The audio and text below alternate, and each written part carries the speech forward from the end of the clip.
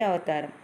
అమ్మవారిని ఆకుపచ్చ వర్ణం పట్టుచీరతో, అనేక కూరగాయలతోటి, చేతిలోని వరితోటి ఎంత చక్కగా అలంకరించారో చూడండి.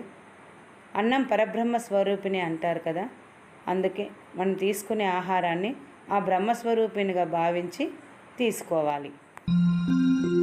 నిత్యానందకరీ వరాభయకరీ సౌందర్య రత్నాకరీ నిత్య